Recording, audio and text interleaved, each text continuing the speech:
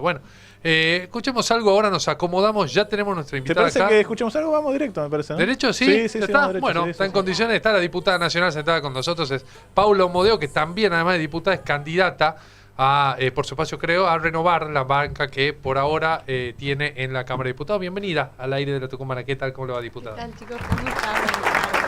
Buenas Buenas tardes. tardes. Buenas ahí. Ahí sí, ahí estamos. Bueno, imaginamos... Como que estoy bajita, pero no. Sí, ¿no Sí, se sube bueno. un poco la silla? No, No, me Tal, parece que No esa pasa no. nada, no pasa nada.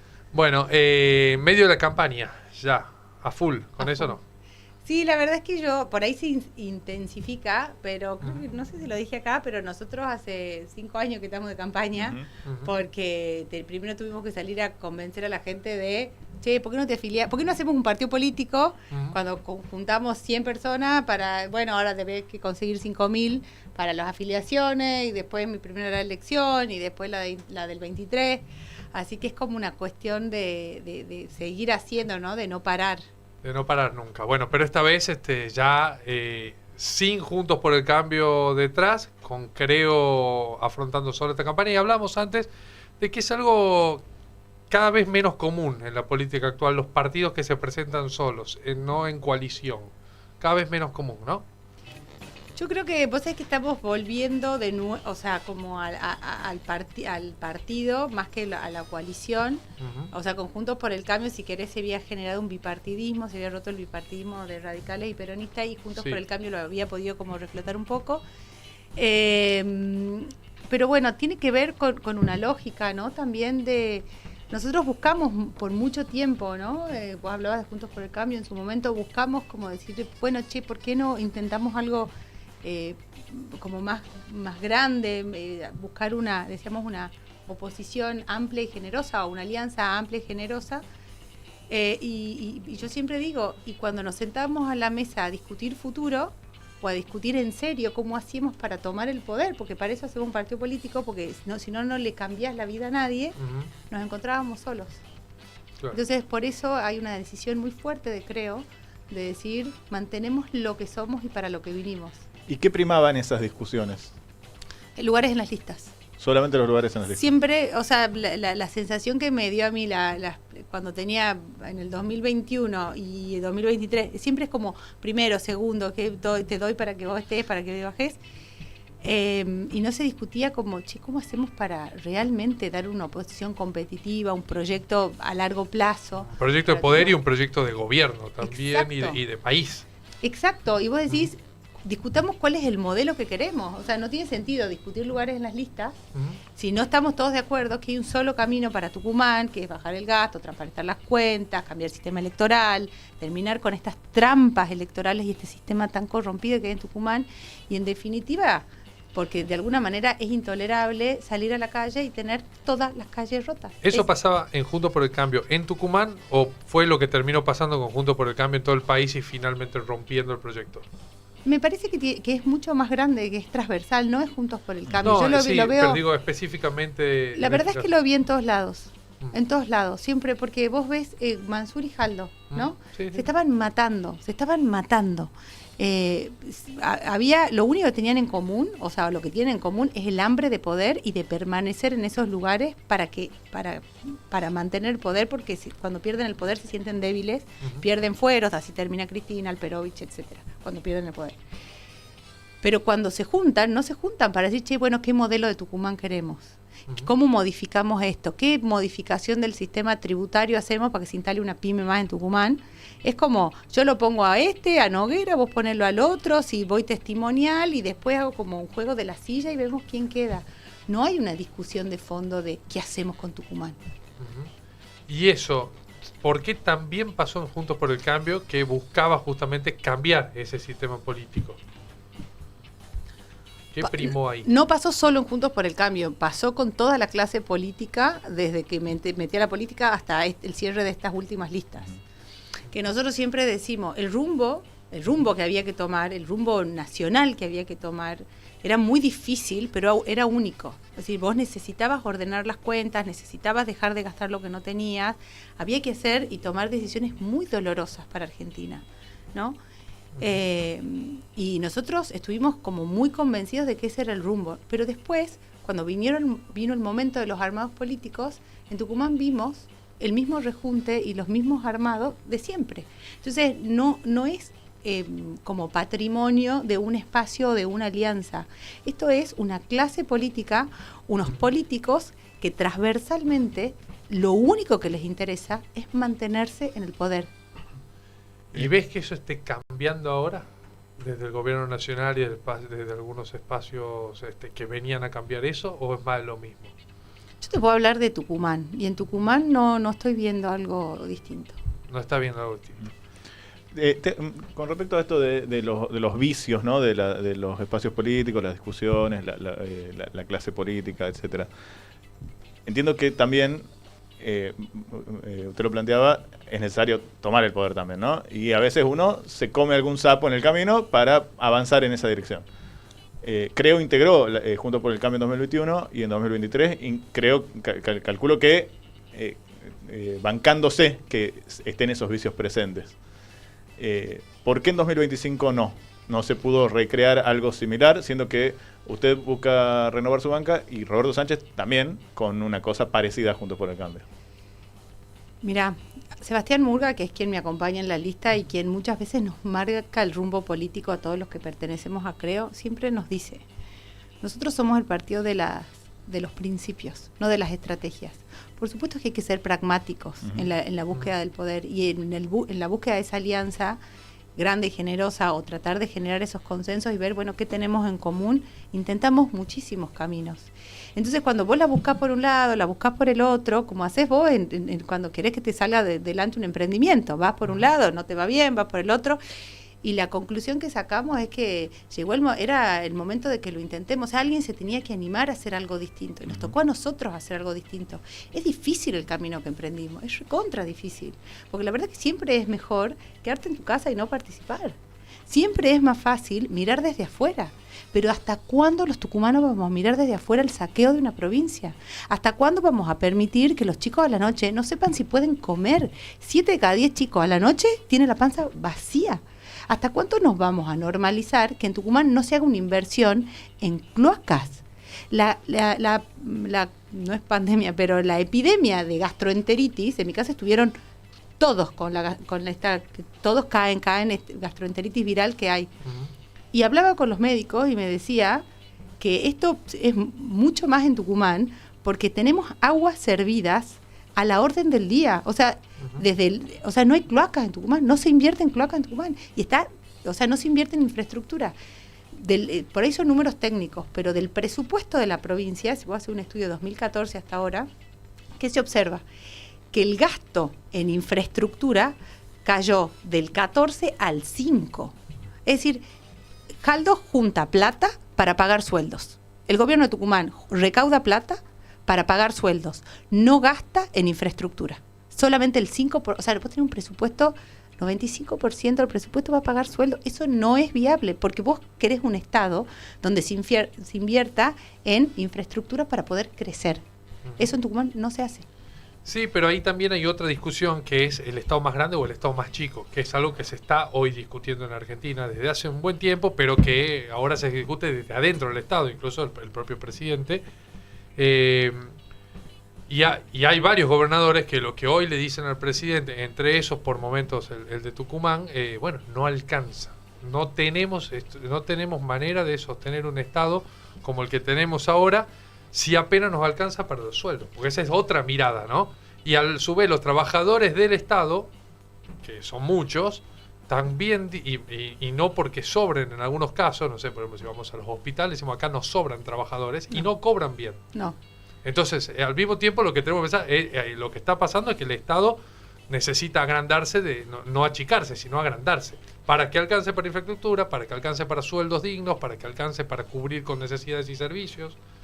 Mirá, es buenísima como lo que acabas de decir, porque me da pie para algo que te juro que lo tengo acá hace mucho tiempo y que todos lo vemos, pero pero a veces se simplifica la discusión si Estado grande o Estado chico. La discusión es que la plata que haya no se la roben y no se la lleve la política, y si invierten donde la tienen que invertir, porque vos tenés la legislatura más cara del país, que sale 1.000 millones de pesos al año, y con eso vos le podés aumentar el sueldo a los docentes. Ahora empieza el plan platita. ¿Sabés cuántos salen? Yo vine desde Yerbabuena contando la cantidad de carteles que salen, una millonada. Está la provincia tapiada, pero tapiada de carteles políticos. Yo tengo el presupuesto de esos carteles. Tengo cuánto sale cada uno de esos carteles. Con la plata que gastan solo en carteles, vos podés hacer nueva la sala oncológica del hospital pediátrico. O sea, no es que no hay plata en Tucumán. Lo único que saben hacer los gobernadores es pedir. Pero ¿sabés lo que hacen? Gastan pésimo. Ni hablar de cómo se han enriquecido delegados comunales, que hemos visto los líos de corrupción, ni hablar de las casas de los intendentes, ni hablar de los desmanejos en todo orden en Tucumán. O sea, hay plata robada, hay plata que desapareció, y lo tengo denunciado y probado ante la justicia federal, y además de eso, además de todo lo que se robaron, tenés todo lo que gastan mal. Supuestamente hay 30.000 empleados en la legislatura. No quieren decir quiénes son, qué hacen y cuánto ganan. Y hay 150.000 empleados públicos en Tucumán. Yo no digo que no necesites empleados públicos, porque necesitamos buenos médicos. No se puede cubrir la guardia del hospital pediátrico, del hospital de niños en Tucumán, porque los médicos renuncian de lo mal pagados que están. Yo les recomiendo a la política que deje de poner carteles y empiece a pagarle sueldo a los médicos. Yo entiendo que sí, que es necesario la inversión del Estado, digamos, en cloacas y demás, pero la reducción del gasto en obra pública o en infraestructura no es justamente lo que reivindica Milei. No, lo que reivindica Milei, lo que nosotros desde Creo reivindicamos como un espacio distinto a La Libertad Avanza, es que una cosa es gastar y otra cosa es invertir. Y también hay que tener algo muy claro que pasa en las provincias de la reforma del 94, que es muy nocivo. Las competencias de salud, de infraestructura, de educación, son competencias provinciales, y las pedimos en la reforma del 94. Y vos después, por eso tenemos un sistema de coparticipación automática. Y después vos, si tenés fondos, que es el 1% de la coparticipación, esto es muy técnico, que son los famosos ATN que se está discutiendo en el Congreso. Y con el kirchnerismo se creó algo que fue perverso, nocivo y la madre de la corrupción, que fueron los fideicomisos con cargos de asignación específica. Parece muy técnico. Pero ¿qué pasaba? Las provincias no tenían ningún incentivo ni a cobrar bien, o sea, para que crezca la economía, entonces me aumente la torta, ni a gastar bien, porque sabía que venía el bombero nación a apagar el incendio, que fue clarísimo con La Rioja, por ejemplo, este año. Entonces la provincia de Tucumán, hoy la provincia de Tucumán llegó al 85% de la meta fiscal en julio, es decir, recaudó lo que tendría que haber recaudado en todo el año hasta julio. Entonces le sobra plata porque ya pasó lo que esperaba recaudar. Pero ¿usted cree que eso volvió en servicio o en achique del Estado o en bajar algo de estructura y hacer algo más transparente y mejor? O sea, no puede ser lo que se lleva la política. En la elección de Jaldo, en la última, 2 días antes de las elecciones se bajaron 700 palos en ATN. Pero sin rendir cuenta, y está en el boletín oficial y lo denunció Cacase ese día en la sesión del Congreso y nadie lo salió a desmentir. ¿Cómo te crees que se financian los actos, los colectivos, el reparto de los bolsones? Y es lógico que la gente diga ante un estado de necesidad, y bueno, agarro esto, porque ¿sabes qué hace la política? Nos arrodilla. Y nosotros desde Creo, a nosotros nos invitaron a participar porque no estamos dispuestos a arrodillarnos ante nadie, porque sabemos que la mayoría de los tucumanos somos gente de bien, de laburo. ¿Y sabés lo que le pasó a Tucumán? La política le pasó, los políticos le pasaron.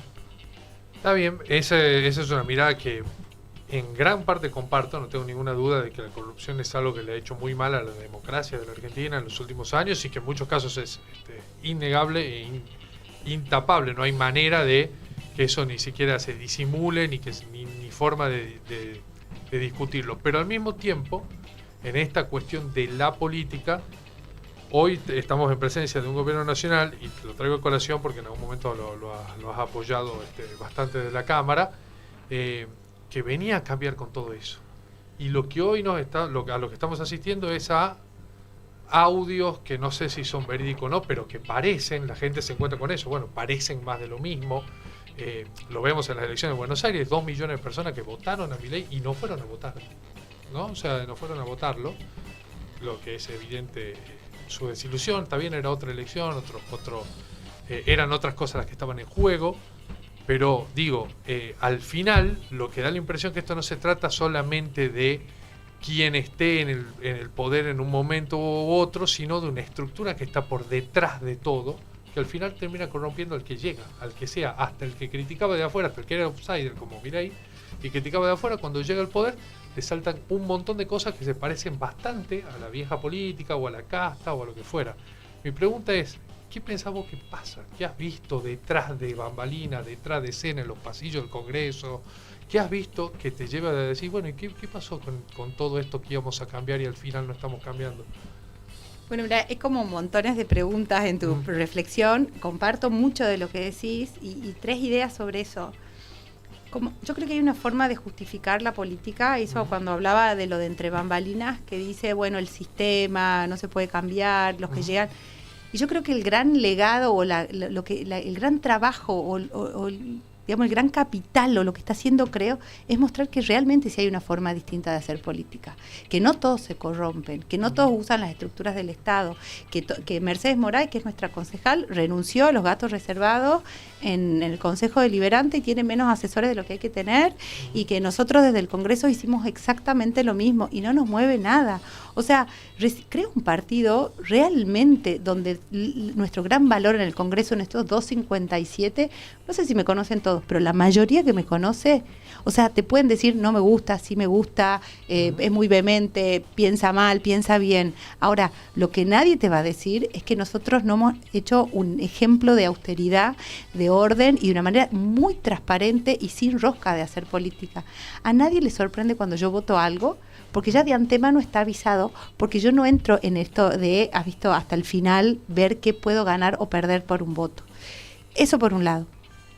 Por otro lado, yo lo que estoy convencida es que el rumbo que el gobierno nacional trazó es el indicado y es el necesario. Entonces, no va a haber un cambio, creo, en ese sentido. Nosotros mantenemos que ese es el rumbo, porque no hay ni posibilidad de que Argentina salga adelante sin crecimiento. El crecimiento es lo que nos hace a nosotros que haya menos pobres, que podamos invertir, que podamos estar tranquilos, que nuestros hijos no se vayan a Ezeiza. Entonces, y ese crecimiento inexorablemente necesita que no se gaste más de lo que se recauda, porque si no entramos como en el círculo vicioso de nuevo. Entonces, en eso, la verdad que el oportunismo que estamos viendo de la política en este momento, la verdad que molesta mucho, y decir, bueno, la política siempre haciendo lo mismo, tratando de que no nos vaya bien a Argentina para que a ellos les vaya bien. Y en cuanto a la corrupción, yo creo que tenemos que ser muy tajantes y ir a fondo y no tener miedo. O sea, ahí no puede haber medias tintas. Tenemos que, o sea, realmente mostrar que vos no le podés pedir un esfuerzo a ningún ciudadano si vos no sos el primero que está dispuesto a hacer el esfuerzo. Y lo último, la verdad es que la última reflexión es la hipocresía de la política, ¿no? Los que hoy lloran por un tema no lo levantaban antes, los que tienen una jefa máxima política condenada, hoy se rasgan las vestiduras ante cualquier cosa. No justifica nada de lo que pueda pasar hacia adelante, que yo estoy de acuerdo con vos en eso. O sea, esto no depende del partido político. Yo llego a ver algo, creo, que me hace un poco de ruido y no me temblaría el pulso para ir a fondo. Porque a la larga, de nuevo, todo lo que le falta a los tucumanos lo tiene un político. Entonces, en eso tenemos que ser implacables. Te pregunto sobre algo que dijiste recién, que es el rumbo que lleva el gobierno es el correcto. ¿En cuál de los sentidos crees que está bien el rumbo? Y te lo consulto específicamente por ese tramo. Mira, yo creo que el rumbo que marcó el gobierno en cuanto busquemos generar un Estado más austero, más transparente, no gastemos más de lo que se recauda, busquemos terminar con la inflación, tratemos de abrir la economía para que se instalen más empresas, que vengan inversiones, terminemos con el ciclo de la emisión constante, empecemos a auditar las cuentas públicas, veamos en qué se gasta, desarmemos curros y ventanillas. Yo he visto cómo han funcionado. Yo antes estaba del otro lado del mostrador, o sea, trabajé desde los 20 años hasta los 34 que que salí diputada, y siempre, la verdad es que lo padecía. O sea, era como, che, antes había algo que llamaba el ROE rojo, el ROE verde, no importa, cuestiones de exportación. Vos tenías las vacas o la faena y vos no tenías idea si ibas a poder exportar la carne con la que te habías comprometido. Vos no sabías si ibas a poder tener que cerrar tu matadero porque no te dejaban exportar. Y eso hizo que hoy no tengamos la carne suficiente cuando se nos están abriendo los mercados. Las oportunidades que la política le ha hecho perder a Argentina de crecimiento es mucho más grave de cualquier otra cosa. O sea, ahí está el verdadero o el mayor de los pecados. Al mismo tiempo yo veo unas cosas que a mí no me gustan y me hacen mucho ruido y me recuerdan mucho a otros momentos históricos de la Argentina. Por ejemplo, los últimos 3 días se fueron $1.000 millones del Banco Central de la Reserva, digo. Y así no aguanta nada, o sea, no hay manera digo, nos hacíamos las cuentas recién y pensábamos, llega el 26 de octubre sin que se dispare del todo, sosteniéndolo más o menos ahí al dólar, si se le van 1.000 millones en 3 días y hay 14.000 millones, a mí los números no me dan. Y si se siguen multiplicando más, digo, el rumbo económico que era supuestamente la expertise de este gobierno, gente que sabe mucho de economía, todos economistas, parece estarse leyendo de las manos. Y en ese sentido, esos esfuerzos que nos han pedido en un año y pico, yo no veo todavía el para qué. A esta altura del gobierno, no veo para qué nos hemos esforzado los argentinos si da la impresión que vamos a lo que ya hemos vivido en el 2001, en el 83, en el 75 y en 50 momentos distintos de la historia argentina, ¿no? Mira, yo creo que estoy de acuerdo que está haciendo una semana muy complicada, está terminando una semana muy difícil para todos los argentinos, porque no es solamente si el dólar se fue, sino es el tipo que sacó un crédito pensando que tu crédito UVA iba a ser X a fin de mes, vos hiciste una previsión, y me pasa, yo tengo mi crédito UVA y que digo, bueno, más o menos a fin de mes voy a pagar tanto, y después cuando viene otro número, es como, bueno, listo, ¿qué hacemos con esta situación? Y le pasa a mucha gente y a muchos emprendedores que sacaron créditos productivos, entonces no sabes si vas a poder honrar tus deudas. Entonces, en ese sentido, sí siento que es una semana muy difícil para Argentina, pero hablando con todos los economistas, el problema es una crisis, la disparada del riesgo país y demás, es un tema de confianza, es una crisis de confianza. El riesgo país es el costo de la política para los argentinos. Y esta confianza tiene que ver con errores propios del gobierno, pero sobre todo tiene que ver con una clase política muy responsable que quiere ver prendido fuego todo. O sea, el peronismo cuando no gobierna quiere prender fuego el país. El kirchnerismo no le importa gobernar sobre las cenizas. Por eso yo el otro día decía, en medio de la sesión, acá necesitamos, más allá de los errores que el gobierno nacional tuvo errores, hubo errores del gobierno nacional. Yo justamente por eso dije, el ajuste, ok, ahora nadie puede negar que lo del Garraham es un laburo serio, hagamos las cuentas, pero hay que financiar el Garraham. O sea, en ese sentido estoy de acuerdo con vos. Pero lo que no podemos permitir es que una clase política o estos políticos de siempre traten de incendiarlo todo, porque en el medio están los argentinos. El riesgo país es una crisis de confianza.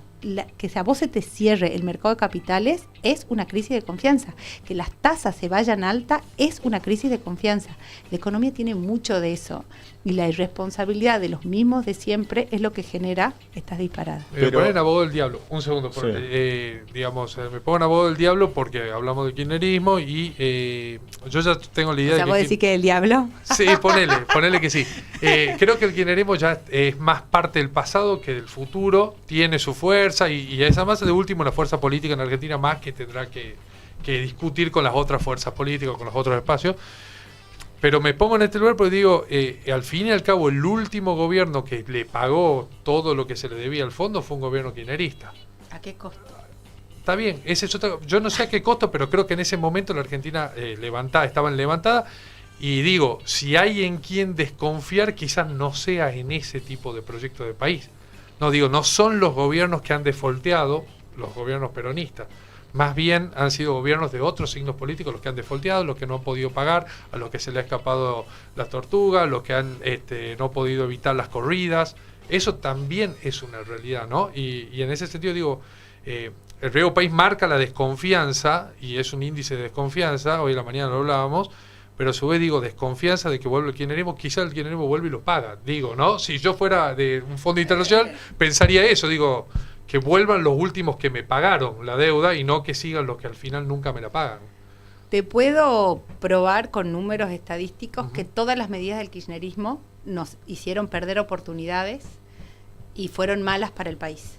O sea, y del peronismo en general, obviamente que hubo gobiernos incapaces que ante estos que son capaces pero vivísimos y que lo único que buscan es permanecer en el poder, digamos, aprovechan la incapacidad de lo que, eso estoy recontra de acuerdo con vos, de los que se le escaparon la tortuga, por supuesto.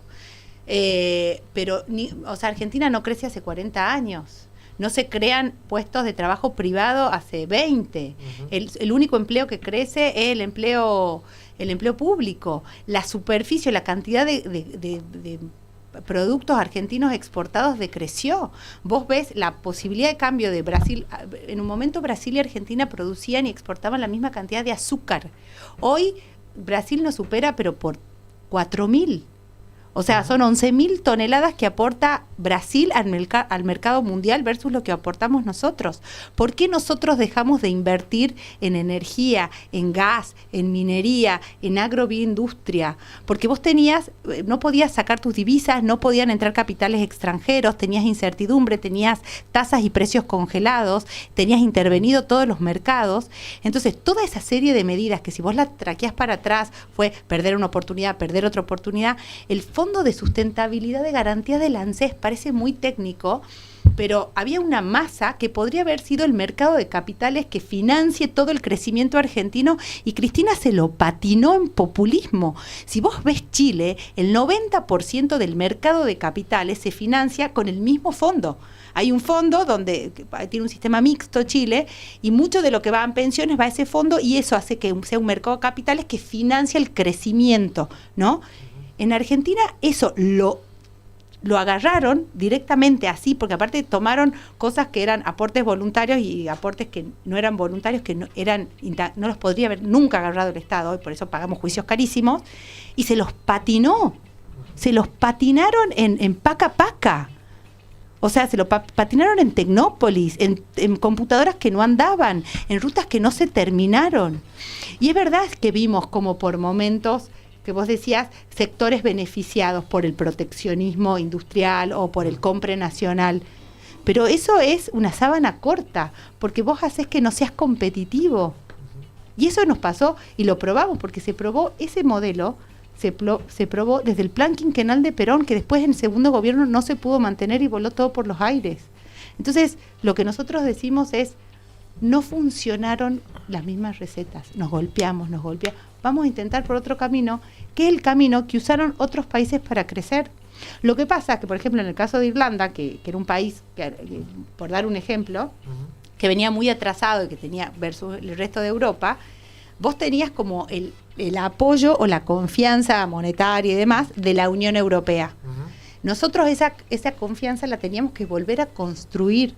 Y ahí, si querés, sí hubo un error del gobierno, porque tenía mucho capital de confianza, y por errores propios o por esto que por falta de viveza o en el armado o porque los otros saben manejar mucho mejor los hilos del poder, no capitalizó esa confianza y esa esperanza que le dieron los argentinos. En eso sí estoy de acuerdo con vos, pero bueno, yo lo que pienso es, en este momento, bajo esta situación, ¿cuál tiene que ser la postura de Creo para tratar de salir adelante? ¿Quiero que se incendie el país o quiero ser el adulto en la sala y en el Congreso y decir, bueno, vamos a discutir con tranquilidad cómo hacemos para volver a encauzarnos y no buscar que acá corra sangre por las calles?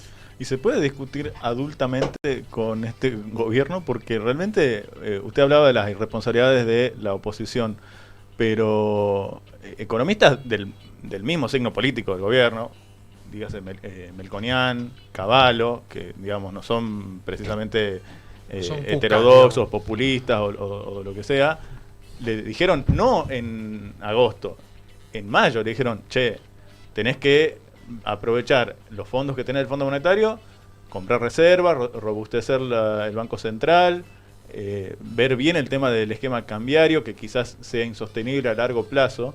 Y en ese momento parecía que el gobierno arrasaba en las elecciones. Y sin embargo, el gobierno hizo oídos sordos, dijo que eran todos econochantas, mandriles, que Cavallo era un impresentable, que Melconian se usaba tintura. Bueno, el gobierno parece no escuchar nunca, ni siquiera a los que piensan parecido al gobierno, ¿no? Y no solamente no escucha, sino que responde de una manera bastante agresiva, y cuando la realidad lo desmiente, bueno, dice, no, lo que pasa es que me están boicoteando, me están torpedeando. ¿Es posible charlar adultamente en esos términos? De mi parte no puedo dejar nunca de intentarlo. O sea, nunca, yo cuando veo las leyes, yo veo desde la ley bases, que me tocó escribir gran parte de la ley bases, y cuando había que ir inciso por inciso, yo me hice, después lo tomaron todos los bloques, era el semáforo que yo le decía, imagínate, eran como 300 artículos, y yo ponía mejorar, sí, no, hay consenso. La verdad que me tomé el laburo de ir cuando quisiera, con cada uno y con cada ley hago lo mismo. A veces encontrás más permeabilidad y a veces no encontrás esa permeabilidad. Pero de mi parte, desde Creo, y por eso nosotros, como vos me decías, ¿por qué Creo va solo y por qué el camino difícil? Bueno, pues nosotros muchas veces elegimos el camino más difícil, pero ¿qué es el camino correcto? Porque esto no es una carrera de velocidad, esto es una carrera de resistencia. Porque yo no me puedo cansar, nosotros no nos podemos cansar, porque alguien tiene que cambiar la realidad de Tucumán. Entonces, si yo, digamos, tiro la toalla y digo esto no se puede hacer, o sea, ¿cuál es el posible futuro? Porque con esta clase política que tenemos, voy de la boleta de la izquierda, o sea, todo, porque justo nosotros estamos bien a la derecha, o sea, somos el último en naranja, creo, pero yo digo, esta gente no va a cambiar Tucumán, y no es desde la soberbia, porque tenemos un montón que aprender. Yo en estos 4 años aprendí un montón. No sabía, cuando la primera vez que tuve que hacer un discurso, era como, bueno, ¿cómo hago para meter todas mis ideas en 5 minutos? ¿Cómo hacemos para buscar referentes? ¿Cómo organizamos una fiscalización? O sea, y eso obviamente que vas aprendiendo, ¿no? Y te vas robusteciendo. Pero es de a poco. O sea, y lo que te digo es que no puedo tener otra actitud, sino es decir, che, yo estoy acá para ponerme al servicio y para aportar. Entiendo eso. Yo realmente, por lo que veo, por lo que leo cotidianamente, porque aparte uno está medio intoxicado de noticias, uno no nota una permeabilidad del gobierno a las opiniones disidentes. Uno lo que ve es que el gobierno exige disciplina total y absoluta, y el que no está sometido a esa disciplina está fuera. Y uno ve que cómo se recambió el equipo de La Libertad Avanza acá en muy poquito tiempo. Más allá del gobierno, dentro de la oposición, ¿ve sectores con los cuales se puede construir esto, un proyecto de gobierno, un proyecto de país a futuro? No digo de Tucumán, digo a nivel nacional. Pienso, por ejemplo, ahora se armó Provincias Unidas, ¿no? Un sector que está como que quiere ocupar las fuerzas del centro, digamos. ¿Se puede con eso o tampoco? Qué compleja tu pregunta, porque es como pensar en cómo se rearma el esquema político en el futuro, y esto es tan cambiante que es muy... Pero vertiginoso también. Vertiginoso, pero para mí lo que es intolerable es como que se junten por conveniencia, pero sin ningún tipo de identidad. Ya lo hemos vivido. Entonces yo digo, hay, no sé, sectores que no tienen nada que ver, o un país que ideas no tienen nada que ver en lo que piensan, y se juntan. O lo que vos decías, lo que vimos en Tucumán, que trajeron gente que se pintó de violeta, que no tenía ni media idea de lo que era estas ideas, pero bueno, venía con 50 y pico de votos de imagen positiva, me subo a la ola. Entonces se ve mucho eso, ¿no? Ese salto, después lo echan, después no lo echan, y por eso yo creo que hay que cuidar al presidente, y el presidente se tiene que dejar cuidar, porque hay mucho que se quiere colgar, ¿viste? Hay sí, mucho los amigos del campeón siempre están. Los amigos del campeón Exacto. siempre están. Sí. Eso sí, yo creo que la única forma de que Tucumán esté mejor es con una Argentina que esté mejor. No creo que podamos de ninguna forma hacer una isla. Y sí tengo una mirada un poco menos pesimista de la Argentina, de la que suele ser la hegemónica, ¿no? La de un país inviable, un país insalvable. Yo no creo tanto en eso, incluso en una comparación que hizo usted recién con Chile. Creo que somos un país que tiene más para dar que Chile, que somos en muchas cosas un ejemplo de para Latinoamérica y para la región. Y a pesar de todo lo que coincido también que venimos en un loop de años de deuda, default, crisis que van y que vienen, aún así hemos sostenido algunas estructuras que son las que no tenemos que negociar. Educación pública, salud pública, eso es lo que pienso yo. No necesariamente todo el mundo deba pensar igual, pero a lo que quería ir es, no nos gana muchas veces esa mirada totalmente pesimista de la Argentina y nos da por eso de esto funciona mal, hay que romperlo. Yo veo eso mucho, veo en el Estado está lleno de chanta, corramos al 70%. En la universidad hay rectores que son unos curreros. Acá en este diario, en el diario que está abajo, digamos, en el diario tucumano.com, vivimos marcando la corrupción de la Universidad de Tucumán. Es casi un tema recurrente incluso en el diario y en la radio. Sin embargo, no pensamos que por eso haya que destruir a las universidades, digamos, ¿no? No nos gana muchas veces esa mirada súper pesimista, súper trágica que lleva a, bueno, lo que funciona mal hay que romperlo y hacerlo entero de nuevo o no hacerlo más. Bueno, mira, yo siempre digo que nosotros queremos representar a aquellos que sostuvieron a Tucumán y Argentina a pesar de la clase política. Uh-huh. Yo creo que Tucumán y Argentina se sostienen justamente por lo que vos decís. Tenemos gente extraordinaria, tenemos capacidades extraordinarias, tenemos recursos extraordinarios. Los tucumanos no estamos perdidos, estamos desencontrados, nada más que eso. No es que Tucumán es inviable. Lo que pasa es que estamos tan ocupados llevando adelante nuestras vidas, porque vos te levantás a la mañana y desde que tenés que salir corriendo a llevar a los chicos al cole, pensar en tu laburo de ese día y los problemas que cada uno tiene, por ahí no... Es como una vorágine que cada uno está medio enfrascado en eso, pero estoy convencida de que somos un país totalmente viable. Yo jamás diría que somos una provincia o un país inviable, y lo que creo que es que hay que analizar como vos decís, de la universidad pública. O sea, por supuesto que hay que mantener la universidad pública, pero lo que yo digo es que no están llegando los chicos a la universidad pública, porque 3 de cada 10 se reciben tiempo y forma. ¿Qué está pasando? Que solamente 3 de cada 10, que en realidad es 2 de cada 10, porque se reciben en tiempo y forma 3, pero entran a la universidad 2 y no todos terminan. Entonces, ¿qué pasa? Que nuestros chicos no están llegando a la universidad. ¿Qué hemos hecho con la educación primaria? ¿Qué hemos hecho con la educación secundaria? ¿Por qué cuesta tanto? ¿Por qué hay tanta repitencia? ¿Por qué hay tanta deserción escolar? Entonces, lo que digo es, justamente, tenemos un potencial enorme, y yo no estoy dispuesta a que nadie nos saque ese potencial. No estoy dispuesta a resignar ese potencial, no estoy dispuesta a resignar mi provincia. O sea, yo creo en nuestra gente y en nuestra provincia. Te juro que veo ejemplos cada vez de ejemplos de generosidad de gente que yo digo, qué increíble. O sea, ves en Tucumán cosas espectaculares todo el tiempo que te devuelven una esperanza, que es tremendo. Tengo ejemplos personales de esta semana que me han movilizado profundamente, pero también ejemplos de lo chiquito. Venía en el auto y me han dicho, che, ¿podés conseguir la gente para fiscalizar tal lugar? 3 llamó de teléfono, che, escuchá, vos podés ser fiscal voluntario, poner tu gente este día, ir. Y la respuesta de todos los que he llamado ha sido, por supuesto que sí, contá conmigo. Y es por nada que lo hacen, es por un amor a una provincia que queremos sacar y que salga adelante. Para cerrar, hace más o menos 10 días atrás estuvo acá la senadora Sandra Mendoza sentada ahí en el mismo lugar que está usted, y dijo algo que la verdad que hizo ruido a nivel nacional, que no llegaba el gobierno el 26 de octubre, una frase que incluso en el momento no sonó fuerte. ¿Cómo lo ve usted? No más allá de lo que dijo, no tanto que le conteste a la senadora, sino de su mirada sobre el gobierno de acá en adelante, ¿no? Como te decía, me parece que tenemos que en este momento cuidar al presidente y cuidar a los argentinos, ¿no?